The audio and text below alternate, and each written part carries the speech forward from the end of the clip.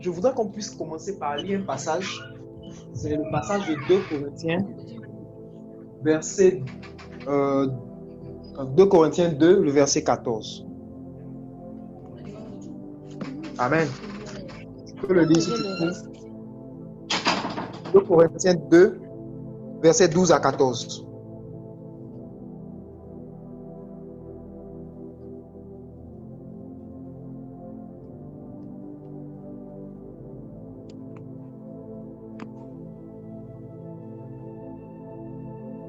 Si quelqu'un trouve, peut lire.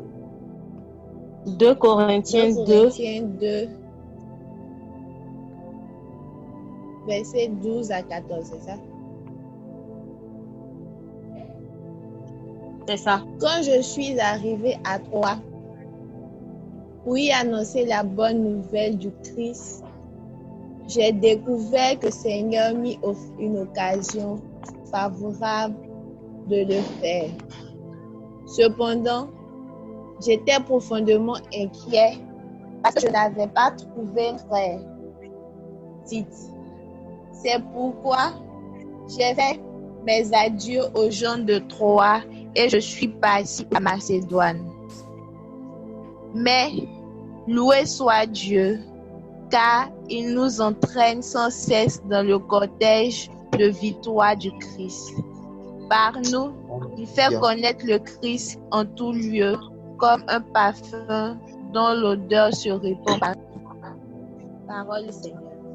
Alléluia, j'aime la parole de Dieu. J'aime beaucoup ce passage-là. J'aimerais que quelqu'un puisse nous lire, peut-être dans une autre version, juste le verset 14. Si quelqu'un peut le relire, ou bien si Denis, tu peux relire, puis on va le lire dans d'autres 3 versions. Grâce soit rendue à Dieu qui nous a fait toujours triompher en Christ et qui répand par nous en tout lieu l'odeur de sa connaissance. Alléluia. Une autre version?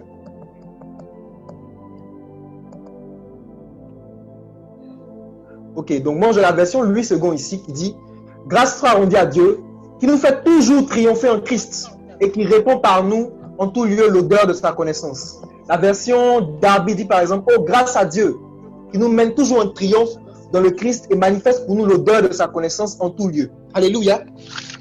Alléluia. Alors, qu'est-ce qui s'est passé dans ce passage-là? L'apôtre Paul était arrivé dans une ville qu'on appelle Troie. Et il dit comme ça que quand il est arrivé à Troie pour annoncer la bonne nouvelle, les circonstances étaient comme favorables. C'est comme si le terrain était déblayé. Mais il y avait quelque chose qui le gênait. Il y avait quelque chose qui manquait. C'était la présence de son frère Tite. Donc, à cause de l'absence de Tite, bien aimé, finalement, il a comme changé de route et il est parti à Macédoine. C'est-à-dire les circonstances qui étaient favorables dès le départ, les circonstances étaient pourtant favorables dès le départ, mais à cause de l'absence de Tite, il a comme changé de route, il a comme changé de destination. Ce qui fait que toutes les personnes qui étaient à Troie, à un moment, à cause de ce changement de programme, là, on va dire ça comme ça, n'ont pas pu entendre la parole du Seigneur. Je me suis demandé, mais qu'est-ce qui s'est passé pour que l'apôtre Paul, si convaincu d'habitude, rebrousse chemin juste à cause de l'absence d'un frère? Mais je veux ouvrir cette parenthèse là pour te dire ce soir que il se peut que dans ton existence, ou bien tu sois passé par quelque chose où tu as compté sur la présence de quelqu'un à un moment donné. C'est-à-dire que quelqu'un devrait faire quelque chose pour toi et il t'a doublé. Ou bien tu as eu un gourmet très sérieux. Alléluia. Mais comme Paul, j'aimerais que tu puisses te ressaisir. Voilà ce que Paul dit au verset 14. Et je voudrais que tu puisses souligner ça dans ton cœur avec toi, si c'est possible. Il dit, mais loué soit Dieu, car il nous entraîne toujours, sans cesse, de façon continuelle, dans son cortège de victoire, dans le cortège de victoire de Jésus-Christ. Alléluia, c'est merveilleux cette parole-là. Amen. C'est comme si Paul, à un moment donné, se ressaisit. Il a dit, ok, Tite n'était pas là à toi, certes, mais je vais à Macédoine, mais je me souviens d'une chose. Je me remémore quelque chose. C'est comme si j'actualise dans mon esprit une réalité, une vérité. La vérité est la suivante. C'est que Jésus-Christ est celui qui m'emporte dans son cortège de victoire, un point près. Alléluia. Amen. Alléluia. Amen. Je ne sais pas si vous avez remarqué, quand on parle de cortège, On a vu beaucoup de cortèges, par exemple, dans notre pays. J'ai un ami particulièrement qui travaille avec un homme politique et qui est très souvent dans les histoires de cortège, qui est dans le protocole de cet homme politique-là. Et il me disait comme ça que un jour on s'est croisé dans un hôtel quelque part et je lui ai demandé mais qu'est-ce que tu fais là-bas? Je savais que justement c'était pas dans ses habitudes d'être. Il me dit en fait il travaille avec cet homme politique-là, donc il est obligé d'être à tous les endroits où ce monsieur se trouve. Donc ça veut dire que si le monsieur décide aujourd'hui, je dis n'importe quoi, d'aller à la plage, il est obligé de l'accompagner. S'il décide aujourd'hui d'aller au marché ou bien d'aller à l'église, etc., il est obligé de suivre ce monsieur. Parce qu'il est, comment dire, il est dans son protocole, il est obligé d'être dans le cortège, n'est-ce pas, qui accompagne cet homme politique-là. Alléluia. Et donc, à cause du fait qu'il est dans le cortège de cet homme politique-là, il bénéficie, on va dire, quelque part, de toutes les prérogatives que ce monsieur-là a. Je n'ai pas quoi. Si par exemple aujourd'hui, le monsieur, à cause de son statut, mais à cause d'une contrainte qu'il a, ou à cause d'un voyage qu'il va faire, il doit voyager en première classe, eh bien, mon ami là, il voyagera en première classe. Si il est, par exemple, obligé de prendre une certaine catégorie de chambres d'hôtel. Par exemple, s'il doit prendre une suite, donc il est obligé d'avoir, par exemple, une chambre pas trop loin de ce monsieur-là pour veiller sur lui. Alléluia. Je suis en train de te dire quoi? Il y a une contrainte et à la fois un avantage à être dans le cortège de quelqu'un.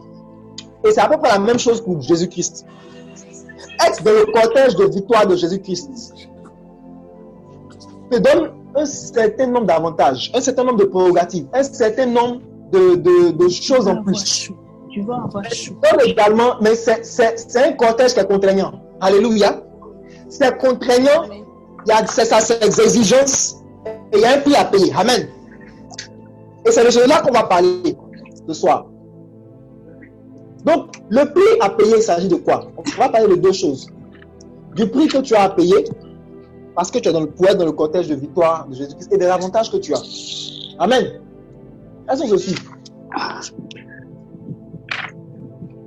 Alors, on va prendre un autre passage. Et j'encourage peut-être tout le monde à se mettre sur mute, surtout celles qui sont peut-être dans les environnements un peu où il y a un peu de... Voilà, où c'est pas forcément tranquille. Je sais que c'est pas évident avec la maison et tout ça. Alors, la Bible nous dit que le mot chrétien, pour la première fois, ça a été employé à Antioche, donc en Actes des Apôtres, chapitre 11, le verset 26. Et le mot chrétien, tout simplement, se rapporte à Christ, qui est l'image, on va dire, du Messie victorieux par excellence. Lorsque Christ est mort et ressuscité, il nous a introduits dans un nouveau règne de grâce et de victoire. Lorsque le voile du temple s'est déchiré, c'est comme si toute la grâce, tout le poids des péchés, de nos péchés, on va dire, était pris par le Seigneur. Et en retour, il nous donnait un certain nombre de grâces, de prérogatives incommensurables à cause du prix qu'il a payé sur la croix. Amen. Mais le sacrifice de Jésus peut être vain si tu ne l'acceptes pas comme ton Seigneur et ton Sauveur personnel. Et c'est là le premier niveau, on va dire, de la contrainte pour vivre une vie de femme victorieuse. Bien-aimé, la condition sine qua non pour être dans le cortège de victoire de Jésus-Christ, ça tient en deux mots. Le premier niveau, c'est que tu puisses l'accepter comme ton Seigneur et ton Sauveur personnel. Mais ça a l'air rébarbatif, ça a l'air de quelque chose de, comment dire, de simple, ou bien d'évident, ou bien de déjà entendu. Mais la réalité aujourd'hui, je vais te le dire en vérité, tout le monde n'a pas forcément accepté Jésus-Christ comme son Seigneur et son Sauveur. il y a une catégorie de personnes qui sont, on va dire, qui sont des chrétiens, qui sont baptisés. Hein? C'est-à-dire que tu as peut-être reçu le baptême, mais tu ne l'as pas accepté dans ton cœur. Tu ne l'as pas vraiment accepté dans ton cœur comme ton Seigneur, ton Sauveur personnel. Même du temps de Jésus-Christ, il y avait au moins 3 catégories de personnes qui prétendaient le suivre. Voyez-vous? Il y avait la foule. La foule était, comment on dit ça, attachée à ce que Jésus-Christ pouvait donner. Ok? Donc, dans la foule, il y a des personnes en fait qui reconnaissent que Jésus-Christ est Seigneur. C'est-à-dire qu'il peut faire des miracles, il peut te donner beaucoup de choses. Et réellement, il peut le faire. Il peut te donner le mariage que tu recherches, il peut te donner le travail, il peut te donner la santé. Tout ça là, Jésus peut faire ça. Il n'y a pas de problème, on est d'accord. Mais il y a une autre dimension, on va dire, de la réception, bien de l'acceptation de Jésus-Christ. C'est la dimension Seigneur de ta vie. Et c'est là où beaucoup parmi nous peuvent comme chuter ou regresser. Alléluia. Le problème que tu peux avoir, c'est que tu peux accepter véritablement Jésus-Christ comme ton Seigneur. Mais tu peux être comme bloqué à l'étape de l'accepter comme ton sauveur personnel. Pardon. Alléluia. C'est-à-dire, tu peux l'accepter comme celui qui peut pourvoir à tes besoins, mais pas comme celui qui va te diriger entièrement. Il peut te sauver, mais il ne faut pas, il va te diriger. Tu peux avoir dit oui, j'ai accepté Jésus-Christ comme mon Seigneur, comme mon Sauveur, effectivement. Mais il peut y avoir un domaine, par exemple, où les choses peuvent comme tarder. Où tu as prié, mais tu n'as encore rien reçu. Et à un moment donné, tu te dis, bon, ok, peut-être que finalement ça ne marche pas. Je vais peut-être essayer ça. Et puis c'est comme si tu sors, on va dire, de la coupole de Jésus-Christ Seigneur et Sauveur. Et tu décides de toi-même diriger ta vie. Peut-être pour un temps. Alléluia. Je ne sais pas quel âge tu as, mais parfois, il y a souvent des gens qui disent ça, qui se disent qu'à un certain âge, il faut que je sois marié. Ça peut être quoi, 25, 30 ans. Et tu peux être peut-être à 1 ou 2 ans de la limite que tu t'es comme donné. Et à un moment donné, tu te dis, vraiment, Seigneur, tu as donné ma vie, mais apparemment, tu n'as pas tenu compte de ce délai-là. Donc, peut-être que je vais retirer un peu ma vie quelques temps, juste le temps de pouvoir faire mon mariage, juste le temps de pouvoir trouver quelqu'un, etc. Alléluia. Donc, ce n'est pas de ça qu'il s'agit. Si tu as donné vraiment ta vie au Seigneur, je dis bien donner, pas presque. Un chrétien véritable qui a fait de Jésus-Christ son Seigneur, une chrétienne véritable, c'est quelqu'un qui a donné sa vie. Quand tu as donné là, tu n'as plus ça en tes mains. C'est-à-dire que tu acceptes que quelqu'un d'autre te gère et gère tous tes intérêts, même si tu as l'impression que tu ne comprends pas ce qui se passe parfois. Alléluia. Jésus pouvait dire à Pierre, par exemple, à un moment donné, tu vas aller à un endroit que tu ne connais pas et quelqu'un d'autre va te prendre par la main. Ma soeur, est-ce que tu es prête à faire ce pas-là? Est-ce que tu es prête à aller jusqu'à ce sacrifice-là? Est-ce que tu es prête à vivre ta vie chrétienne à ce niveau-là? Alléluia. Que Dieu nous aide. Donc, le premier point, c'est vraiment l'acceptation. C'est une révisite, ça peut être comme une révision. Mais tu peux sonder ton cœur au moment où je suis en train de parler là. Te demander est-ce que véritablement, à cet instant précis, à cet instant précis, est-ce que je peux affirmer, sans l'ombre d'un doute, que j'ai donné ma vie entièrement, totalement au Seigneur? Que j'ai donné ma vie totalement à Jésus-Christ, pour que ça mon Seigneur, mon Sauveur personnel. Amen. Et tu peux faire cet examen de conscience là où tu es. Tu vas voir que peut-être que tu l'as fait jusqu'à un certain moment. Et puis à un moment donné, comme quand c'était chaud, tu as dit bon, je pense que je vais reprendre ma vie. Amen. Donc ça c'était le premier point. Et j'ai envie de te dire une chose. La première victoire, le symbole du triomphe, le symbole que dans le cortège du Seigneur, ton cortège de victoire du Seigneur, les premières victoires que tu dois remporter, ce sont les victoires sur toi-même d'abord. Avant de parler de tout ce qui est extérieur, ce sont les victoires sur toi-même d'abord. Amen. Le deuxième niveau de victoire que tu dois absolument remporter, c'est la victoire sur le péché. Alléluia. tous ceux qui ont donné leur vie véritablement à Jésus, ils ont renoncé au péché. C'est-à-dire, ils ont banni, ils ont fait une croix là-dessus. Ils ont dit au péché, toi et moi, deux mondes différents. Alléluia. Alléluia. Est-ce que mon cœur est véritablement détaché d'un certain nombre de choses aujourd'hui? Est-ce qu'il n'y a pas quelque chose qui trouble, comment dire, mes nuits? Le problème, c'est que tous ceux qui vont à l'église le dimanche, on les appelle des chrétiens. Amen. Mais tu peux avoir le style d'un chrétien. C'est-à-dire, quand on dit par exemple Alléluia, comme je suis en train de le dire là, tu vas dire Amen ici. Tu peux avoir ta Bible avec toi. Tu peux même chanter à l'église, je ne sais pas, être dans tous les ministères, etc., faire tous les zooms possibles. Mais qu'est-ce qui est dans ton cœur? Mais c'est dans le cœur que ça se passe. Ce n'est pas forcément quelque chose d'ostensible. C'est des choses qu'on ne voit pas. Et je vais te prendre l'image de la maison bâtie sur le roc. Vous savez, peut-être pour ceux qui travaillent dans l'architecture ou bien le bâtiment, etc. Quand on bâtit une maison, et ça, ce texte-là, vous pouvez le trouver dans Matthieu 7, verset 21. On ne va peut-être pas le lire forcément, à cause du temps. Mais quand vous bâtissez une maison, il y a une partie de la maison qu'on ne voit pas qui s'appelle la fondation. Ok? La fondation garantit dans la durée la résistance de la maison. Ça veut dire que si votre fondation est solide suffisamment, quels que soient les vents qui vont souffler, quelles que soient les tempêtes ou les intempéries qui vont souffler, la maison résiste. Mais par contre, une maison qui est bâtie, on va dire, sur une fondation qui n'est pas solide, et dans la Bible, on parle du sable, par exemple.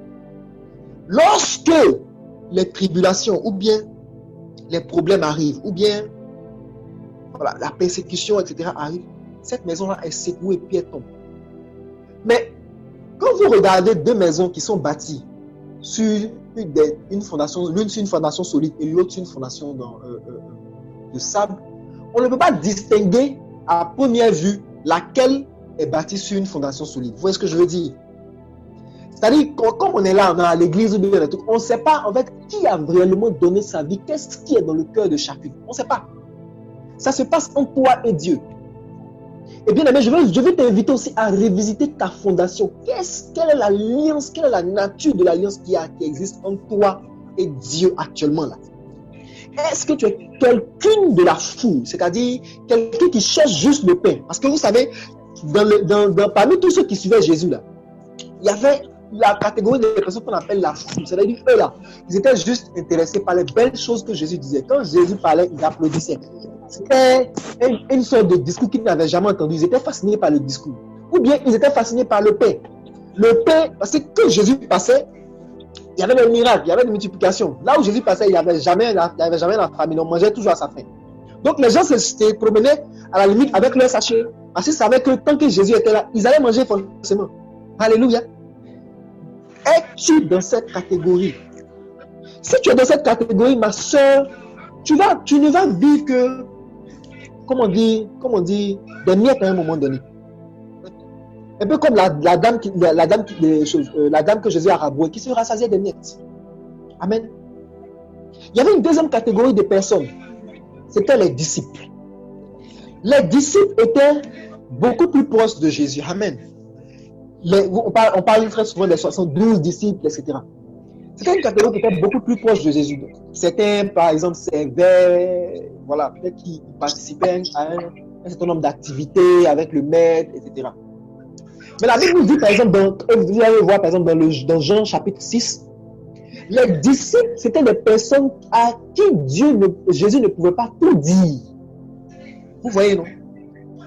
C'est-à-dire qu'il y a une catégorie, il y a un type de parole qui les réjouissait. C'est-à-dire les discours, les prêches, les prédications de Jésus là. Ça leur plaisait, ça les enjaillait, ça les fascinait. Mais lorsque Jésus frappait dans le tas, lorsque Jésus leur disait des choses dures, à un moment donné, ils ne trouvaient pas la force de continuer. Et beaucoup parmi les disciples, à un moment donné, ont arrêté de suivre Jésus. Oui, quand vous prenez Jean 6, à un moment donné, on dit, quand Jésus a dit, si vous ne menez pas ma chair, vous ne buvez pas mon sang, je crois que c'est dans Jean 6, le verset 63, on dit, à cet instant-là, il y a certains qui ont arrêté de suivre Jésus parce qu'ils ont dit que ce gars-là, vraiment, ce qu'il dit là, je ne veux pas. Alléluia. Bien-aimé, est-ce que tu es prêt à suivre la parole du Seigneur en intégralité, c'est-à-dire à 100%? Est-ce qu'il n'y a pas une catégorie de paroles quand Jésus parle de ça là? C'est-à-dire qu'on dit, vous serez bénis, je serai béni, je serai à la tête, non à la queue. Tu dis, alléluia, wow, ça c'est nous. Mais quand Jésus dit, renonce au péché, ou bien jeûne, ou bien prie, à ce moment-là, comme on dit, tu recules. Amen, amen, amen. Le deuxième niveau de sacrifice, comme je l'ai dit, c'est le renoncement au péché. C'est le travail que tu vas faire sur ton cœur, en fait. Alléluia. C'est la révisitation de l'alliance, la révisitation de tes fondations avec le Maître. Qu'est-ce qui te lie en réalité à Jésus? Entre nous. En fait, je dis, vrai. Laisse, comment on dit ça? Laisse ce zoom là, ou bien laisse la prédication. De toi à moi. Qu'est-ce qui te lie à Jésus? Vrai. Qu'est-ce qui te lie vraiment à Jésus? Tu peux dire, oh Jésus, je t'aime, mais qu'est-ce qui est dans ton cœur? Qu'est-ce qui est dans ton cœur? Est-ce que c'est pas ce pain ou bien ce souhait que tu chéris depuis longtemps, cette prière pour laquelle tu cherches l'exaucement, c'est ça qui te retient en réalité? Est-ce que quand il va te donner le pain, tu ne vas pas fuir aussi comme les autres? Est-ce que quand il ne va pas te donner une parole, il va te dire, ma fille, ce gars-là, laisse-le. Est-ce que tu vas toujours le suivre? Que Dieu nous aide. Et pour finir avec la catégorie qui suivait Jésus, il y avait la troisième catégorie, c'était la catégorie des apôtres. Alléluia. C'est-à-dire c'était 12 personnes qu'il a choisies à un moment donné. Amen. La Bible dit que Jésus a prié toute une nuit et que le matin quand il s'est levé, il a choisi 12 personnes. Et ces 12 personnes-là étaient comme pour lui des compagnons fidèles, des piliers sur lesquels il s'est appuyé pour mieux organiser la mission. Donc, par exemple, il y avait Judas Iscariote qui gérait l'argent, même si à un moment donné, il s'est détourné. Il y avait Pierre, il y avait André, etc. Et il a pris des personnes dans tous les, comment on dit ça, de tout type. Il y avait Matthieu qui était collecteur d'impôts, etc. Il y avait Pierre qui était un gars très palabreux avec un certain caractère. Un pêcheur. Il y avait des pêcheurs, il y avait des collecteurs d'impôts, bref, il y avait un peu tout le monde. Et bien aimé, j'ai envie de te dire, aujourd'hui, toi qui peut-être te sous-estimes, ou bien à cause de ton background, à cause de ton passé, à cause de peut-être tes blessures antérieures, à cause des expériences malheureuses que tu as vécues. C'est comme si aujourd'hui tu n'as plus, je te dis que le Seigneur ne peut pas faire quelque chose pour moi. Le Seigneur ne peut pas faire quelque chose avec moi. Ça là aussi, je ne suis pas dedans. Ça aussi, je ne peux pas avoir. Bien aimé, j'ai envie de te donner cette parole d'espérance là ce soir là. Accueille véritablement l'infinie bonté du Seigneur et la possibilité qu'il a de travailler avec toi, même dans la situation dans laquelle tu te trouves. Pourvu que tu l'acceptes de façon véritable, pourvu que tu l'acceptes de faire de lui ton Seigneur et ton Sauveur personnel. Alléluia. Comme je t'ai dit là, mon ami là par exemple, il n'a plus de vie. Est-ce que tu es prête à ne plus avoir de vie pour Jésus? Est-ce que tu es prête à le suivre partout? C'est quand tu vas le suivre partout, là, il va t'envoyer dans des endroits inconnus, certes, mais il va te faire de belles surprises aussi. Alléluia. Tu peux avoir la grâce de monter en première classe parce que Jésus a décidé de monter en première classe et il veut que tu sois à côté de lui, tout simplement. Amen. Est-ce que vous comprenez? C'est-à-dire que ce gars-là, par exemple, il n'était peut-être pas aussi connu que cet homme politique-là. Mais il boit le champagne de la première classe comme ce gars-là. Parce que justement, il suit Jésus. Il le suit. Parce que justement, il le suit. Et si tu suis Jésus aussi, il t'emportera dans son cortège de victoire assurément. Alléluia. Comme la Bible dit dans 2 Corinthiens 2, le verset 14 qu'on a lu. Amen. C'est une réalité, ma soeur. C'est une réalité, mais il faut que tu l'acceptes véritablement. Il faut que tu ailles au-delà juste des paroles. Il faut que tu l'acceptes dans ton cœur comme ton Seigneur, ton Sauveur personnel. Et tu dois le refaire chaque jour. Amen. Tu dois le faire chaque jour. Tu dois le réaccepter chaque jour. Parce que c'est une lutte, c'est une marche perpétuelle. Amen. C'est un mouvement perpétuel. Alléluia. Alléluia. L'autre point dont je veux parler, ça touche encore les exigences de cette vie-là. Pour que tu puisses marcher dans le cortège de victoire du Seigneur, il faut que tu sois capable d'obéir au Saint-Esprit. Alléluia. Mais c'est quelque chose de simple. Hein. On obéit au Saint-Esprit en cultivant la présence de Dieu en soi. Tu peux souligner ça avec 3 traits. Oui, en cultivant la présence de Dieu. C'est-à-dire que c'est comme un jardin. Chaque jour, tu dois le cultiver pour ne pas que les mauvaises herbes rentrent. Mais le jardin qui est ton cœur, là, pour qu'il soit bien entretenu, il se nourrit de 2 choses. C'est ton esprit, en fait. Ton esprit se nourrit de 2 choses. Il se nourrit de la parole de Dieu. Amen. C'est ça sa nourriture. Il doit manger chaque jour. Et il boit la prière, c'est-à-dire il boit la présence de Dieu. Il boit les rencontres que tu as avec ton Seigneur. C'est ça qui va renforcer ta force. Pour que quand ta camarade va te parler de Tisa, ça ne va rien te dire. Même quand elle va te dire que comment on dit ça, l'homme marié avec lequel il sort lui donne 1 million par mois, 2 millions ou 3 millions. Tu n'es pas tenté par ce genre de choses-là parce que tu sais en qui tu as cru. Tu sais qu'il est capable de faire infiniment au-delà de ce que tu peux penser ou même imaginer. La Bible dit en Éphésiens 3, le verset 20. Alléluia. Le diable va te tromper va vouloir te tromper plutôt par toutes sortes de séductions. Mais sache que chaque fois qu'il y aura une séduction, il y a quelque chose de plus grand que le Seigneur peut faire. Souviens-toi de la tentation de Jésus au désert. Amen. Souviens-toi de la... Qu'est-ce qu'il a dit à Jésus? Il a dit à un moment donné à Jésus, prosterne-toi devant moi parce que tous ces royaumes m'ont été donnés. Mais Jésus a riposté avec la parole de Dieu. Pourquoi? Parce que la présence de Dieu était forte en lui. Il avait pris ce temps de jeûne, il avait pris ce temps de présence de Dieu dans le désert. Amen. C'est pourquoi la Bible dit, même quand Jésus est sorti, il avait fait. Mais le diable n'a pas pu, comment on dit ça, n'a pas pu le soumettre à la tentation. Parce que son esprit était fort. La Bible dit que l'esprit est bien disposé, mais la chair est faible. Alléluia. Il faut que tu fortifies l'esprit de Dieu en toi. Il faut que tu fortifies la présence de Dieu en toi. C'est cela qui va te rendre fort face à toutes les tentations. C'est ça qui va façonner ton caractère. Alléluia. On va prendre un autre passage. Et ça me permet d'aborder un autre point. Par rapport à la marche victorieuse. Amen. C'est la notion de, j'ai envie de dire, de sacrifice. Tu vas prendre Luc 9, hein? À partir du verset, ça peut-être on va le lire, à partir du verset 57 au verset 61. Voilà, on va lire un peu parce que depuis là, c'est moi qui parle. C'est un bâtiment suiveur.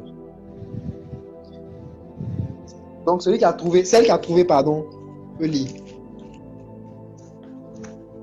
Donc j'ai dit Luc 9 à partir du verset 57. Luc 9, verset 57. Comme il était en route. Attends, Denise, c'est Denise, non? Oui. Est-ce que c'est toi là? On a mis un titre. Oui. Au-dessus de ce passage, il faut lire le titre, voir. Tout quitter pour suivre Jésus. Alléluia.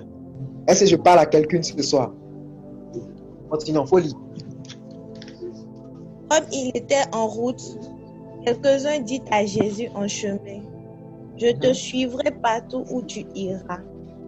Jésus lui dit, les renards ont des terriers et les oiseaux du ciel des nids. Le Fils de l'homme, lui, n'a pas où poser la tête. Alléluia. Amen. Donc, on va mettre une pause là. Ah non, attends, on va mettre une pause là. Tu vas continuer. Ok, donc le verset 57 dit, Ils étaient en chemin lorsque un homme dit à Jésus, je te suivrai partout où tu iras. Alléluia. Je te suivrai partout où tu iras. Cet homme-là, certainement, il avait entendu parler de Jésus. Il avait entendu parler de ce que Jésus faisait. Parce que Jésus avait guéri un certain nombre de malades. Voilà. Il y avait déjà eu le miracle de la multiplication du pain au chapitre 9, à partir du verset 10. Il y avait une guérison aussi d'un enfant tourmenté par l'esprit mauvais. Donc il avait entendu les espoirs, on va dire ça comme ça, de Jésus. Et à un moment donné, il dit non. Il est venu voir Jésus, il dit non, vraiment, je vais te suivre partout où tu iras. Je vais te suivre partout où tu iras. Je ne sais pas quelle est la motivation de cet homme-là. Mais peut-être qu'il avait envie d'être avec Jésus justement parce que partout où Jésus était, il y avait du pain. Mais il y avait des miracles. Donc il a voulu suivre Jésus. Il dit non, vraiment, je vais te suivre partout où tu iras. Mais regardez ce que Jésus va lui dire. Jésus dit, les renards ont des terriers et les oiseaux du ciel ont des nids. Mais le Fils de l'homme n'a pas un endroit où il puisse se coucher et se reposer. Alléluia. Jésus est en train de lui dire, tu me vois comme ça là. Mais il n'y a aucune sécurité que je te promets. Hein. Je vais peut-être t'envoyer dans des endroits où on va te dire, on va te chasser par exemple de ton travail à cause de moi. Tu n'auras plus rien. Ou bien tu seras persécuté, ou bien je ne sais pas. Est-ce que tu es prête à faire ce sacrifice-là? De ne pas avoir d'endroit où tu as dormi, où tu vas te reposer. Alléluia. Est-ce que tu es prête à faire ce sacrifice-là? Continuons. Verset 59. Il dit à un autre, suis-moi. Celui-ci répondit, permets-moi d'aller d'abord enterrer mon père. Mais Jésus lui dit, laisse les morts enterrer leurs morts, mais toi, va annoncer le règne de Dieu. Oh, j'aime cette parole-là. Mais en même temps, quand j'ai lu ça, je dis, mais Jésus aussi, vraiment, il parle mal. Hein? Est-ce que Jésus peut te parler mal, ma soeur? Est-ce que Jésus peut te parler mal, comme à ce gars-là? Laisse les morts enterrer leurs morts. Non, Jésus parle mal quand même. C'est-à-dire, le gars a perdu son papa. Il a perdu son papa, ma soeur. Mais il a perdu sa maman. Il a perdu un parent proche. Ou bien, il est dans la galère ou je ne sais pas. Il a un problème sérieux. Puis Jésus lui dit ça, là, laisse ça. Et puis toi, viens sur moi. Viens avec moi annoncer le roi. Donc ce gars, il avait un attachement, comme on dit, à sa famille. C'est-à-dire que dans son cœur, Jésus n'occupait pas la première place. Du moins pas encore. Donc, on ne pouvait pas le déplacer en fait. Alléluia. Il était attaché à quelque chose et on ne pouvait pas le déplacer. Amen. Est-ce que tu es une personne que Jésus peut déplacer de son confort, un peu comme ce gars-là? Est-ce que tu es une femme que Dieu qui est malléable? Amen. Est-ce que tu es malléable par le Seigneur? Est-ce que tu peux le laisser, comment dire ça? Tu l'aimes plus que ceux-là. Voilà, comme Jésus disait à Pierre. Est-ce que tu aimes Jésus même plus que ton cheminant? Voilà, on a un exemple concret. Ton cheminant aujourd'hui, quand tu dis tu l'aimes là, je t'aime, ou bien ton époux, est-ce que tu aimes Jésus plus que lui? Qui est à la première place dans ton cœur? Si quelqu'un d'autre a la première place dans ton cœur, tu ne pourras pas véritablement être entraîné dans le cortège de victoire de Jésus. Tu ne pourras pas. Parce qu'à un moment donné, quand ça va aller vite comme TGV là, tu vas dire non, il ne peut pas. Parce que c'est exigeant d'être dans le TGV du Seigneur. Comme j'ai dit, c'est intéressant. Hein? Parce que tu seras en première classe, tu vas boire le champagne, etc. Tu auras les grâces, tu auras les bénédictions. Mais il dit qu'il faut le suivre partout où il ira. Alléluia. Et le suivre, ça veut dire renoncer à un certain nombre de choses. Amen. Donc ce gars-là, il avait deux problèmes. Le premier, c'était qu'on ne pouvait pas le déplacer. Il y avait quelque chose derrière les personnes, on va dire, c'était symbolisé par ses parents, qui occupait une place, qui occupait la première place dans son cœur. Et le deuxième problème, c'est qu'on ne pouvait pas lui parler. Il y a un niveau de parole qu'il ne pouvait pas accepter, quoi. Donc, est-ce que toi, aujourd'hui, tu es dans ce cas-là, par exemple? Il y a des paroles vraiment, si on te dit ça là, je dis, ben, tu ne peux pas. Et je parle à une sœur qui, comment on dit ça, qui a envie de se marier, mais qui n'est pas prête à entendre un certain nombre de paroles, qui n'est pas prête, par exemple, comme on dit, à être soumise. C'est-à-dire que toi, si on te parle, tu parles deux en même temps, tu enchaînes. C'est-à-dire toi, vraiment, tu ne parles pas, quoi. Ma soeur, convertis-toi. Alléluia. Verset 61, suivant. Un autre encore lui dit, Mais pourquoi c'est pas ce je qui dit? vais te Je vois la suite.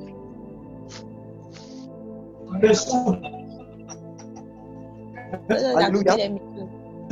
Allez, on coupe le micro. Ok, donc, vas-y alors, vas-y. Un autre encore lui dit, je vais te suivre, Seigneur, mais d'abord, permets-moi de faire mes adieux à ceux de ma maison. Jésus lui dit, quiconque met la main à la charrue, qui regarde en arrière, n'est pas fait pour le royaume des cieux. Alléluia.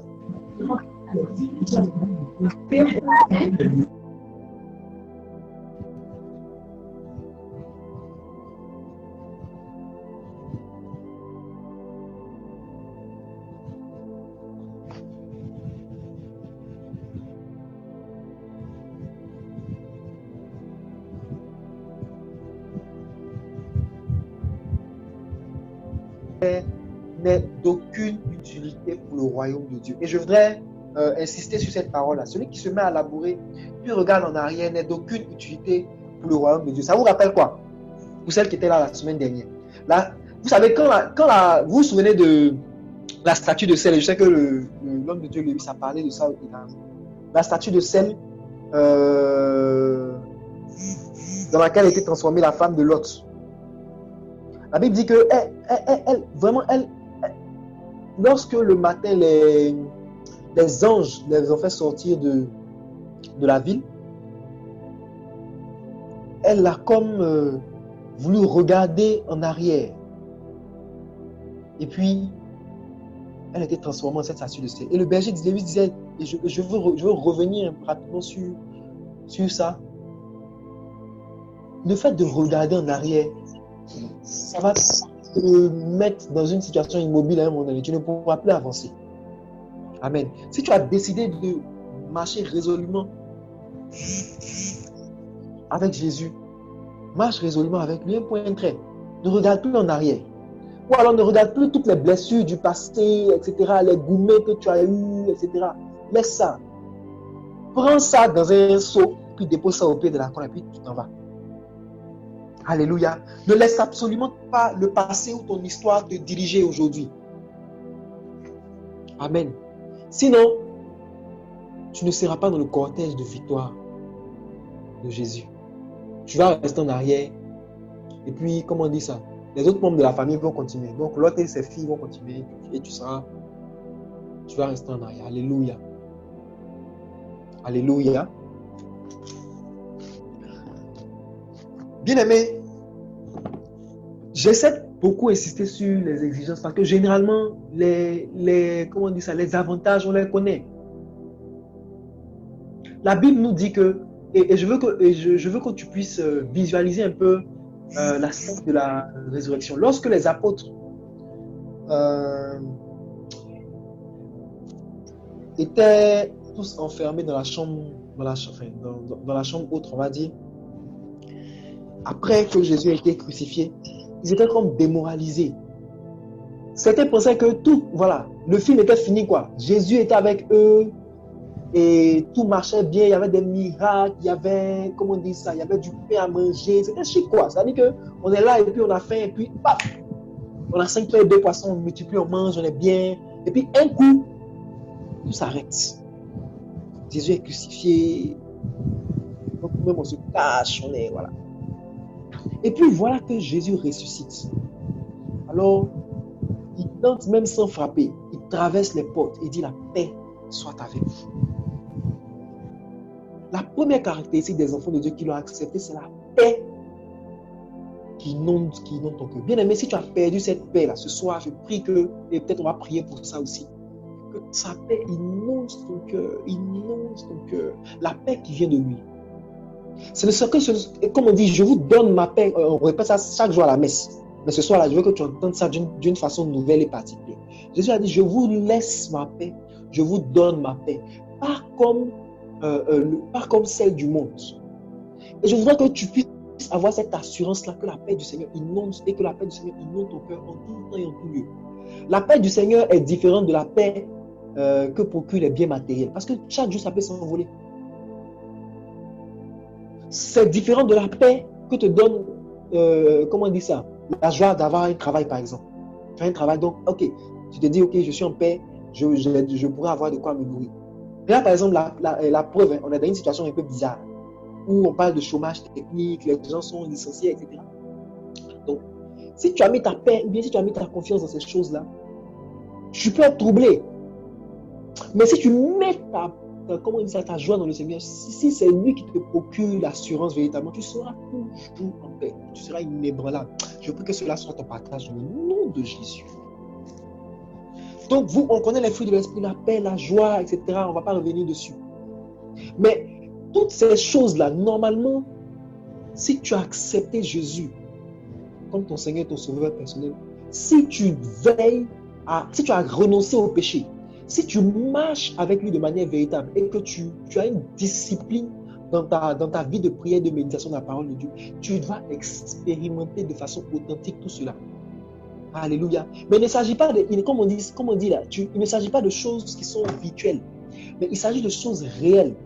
Et c'est ce que les apôtres Jésus ont vécu quand Jésus était là. Et bien aimé, j'ai envie de te dire, le même Jésus qui est dans la Bible, c'est-à-dire le livre qu'on est en train de lire là, ce même Jésus-là, il est vivant aujourd'hui. Il n'est pas mort, il est ressuscité.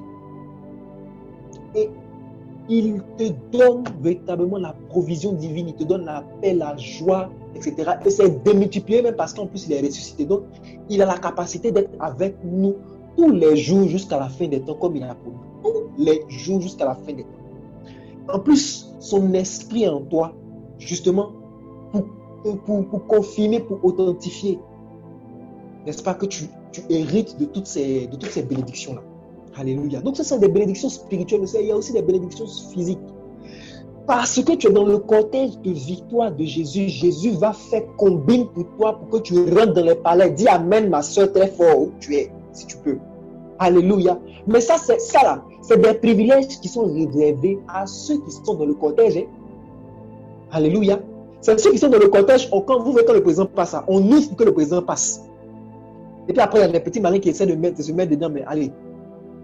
C'est le privilège, quand tu es dans le cortège, on ouvre et puis tu passes. Tu as accès à la voie et puis tu vas rapidement dessus. Tu passes d'un point A à un point B, mais très vite.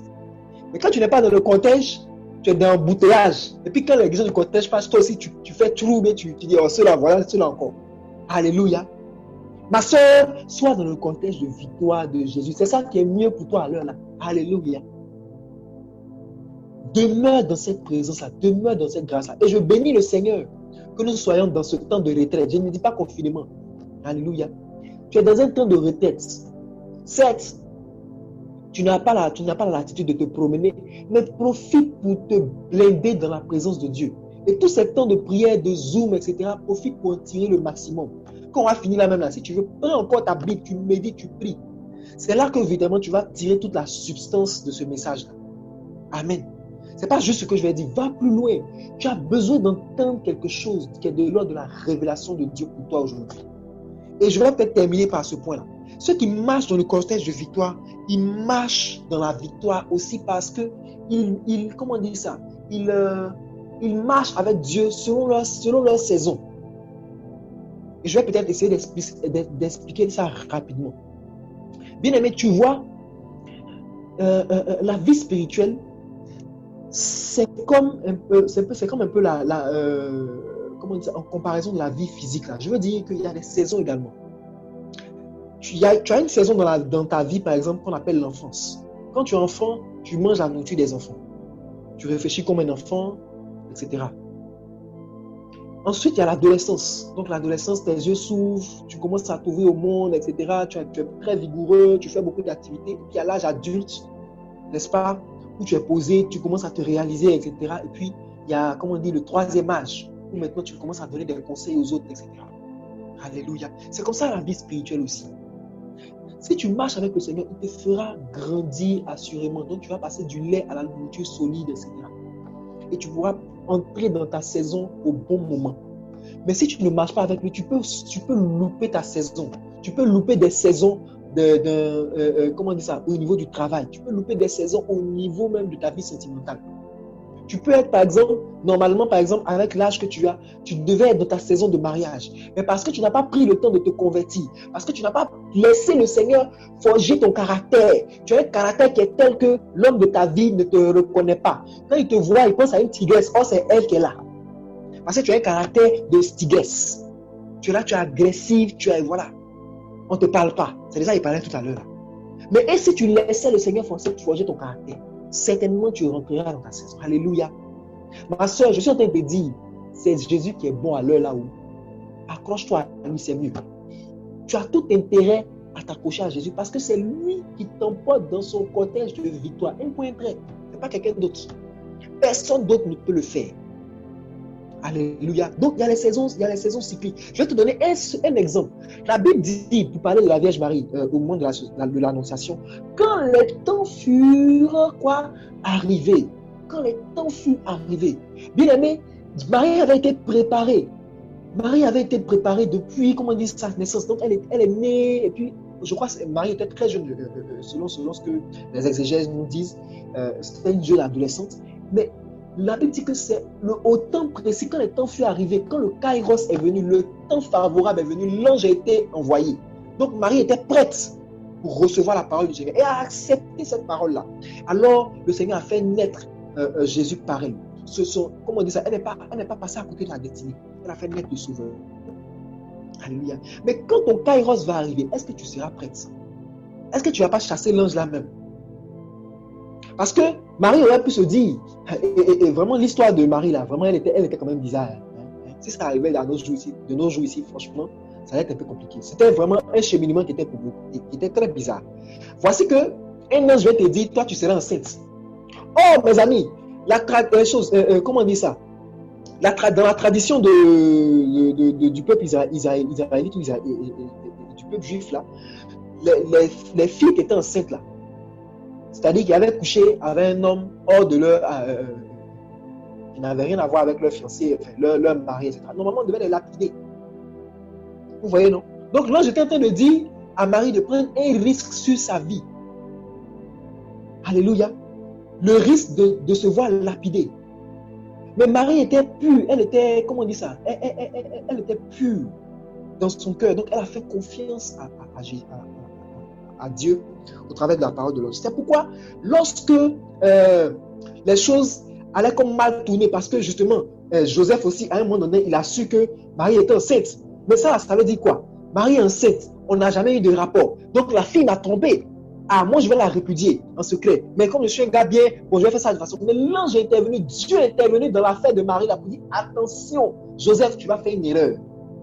Bien aimé, je suis en train de te dire, tant que tu t'attaches à Jésus-Christ, tant que tu t'attaches à lui et qu'il est ton Seigneur Sauveur personnel, il peut intervenir dans des situations comme ça pour toi. Même si la situation est incongrue, même si la situation est mal en point, même si c'est un cas impossible. Et puis la Bible dit, car rien n'est impossible à Dieu. Alléluia. Rien ne lui est impossible véritablement. Rien. Rien. Mais le rien impossible à Dieu là, c'est valable, comment on dit ça, pour ceux qui sont dans le côté, c'est-à-dire pour ceux qui marchent avec Jésus comme le Seigneur, le Sauveur personnel chaque jour. Alléluia. Bien-aimé, j'aimerais que tu puisses payer ce prix-là chaque jour. J'aimerais que chaque jour puisse te trouver dans ce cortège-là. Alléluia. Pour que tu puisses expérimenter véritablement une vie de femme chrétienne victorieuse. Alléluia. Alors, on va peut-être arrêter là pour la parole de ce soir. Amen, amen, amen, amen. Et on va prier le Seigneur. Amen.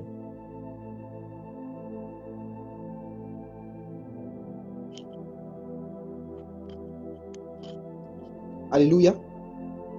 Amen. Amen.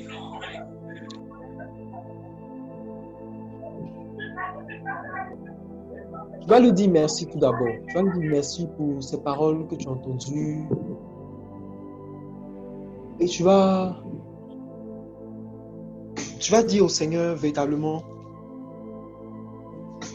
combien tu désires que cette parole-là puisse ne pas être une parole de plus. Ne pas être une parole de plus, mais une parole qui va véritablement te transformer. Que cette parole-là demeure dans ton cœur, qu'elle porte du fruit et que ce fruit-là demeure. Alléluia. On peut élever la voix et prier le Seigneur, et prier instamment le Seigneur, lui demander que notre cœur soit comme une bonne terre. Amen. Élevons la voix. Seigneur, ce soir, Père, je vais te bénir, Seigneur. Je vais te rendre toute la gloire, Père. Je vais te dire merci. Seigneur, merci pour ce moment que toi-même tu as fait dans mon cœur. Afin de toi de choisir comme mon Seigneur, mon Sauveur, et à accepter que tu confirmes dans ma vie, Seigneur. Cette force-là, oui, je suis, et que je m'abandonne totalement en toi, et que tu sois le seul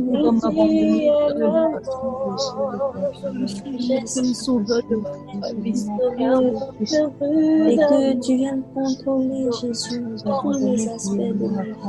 Et je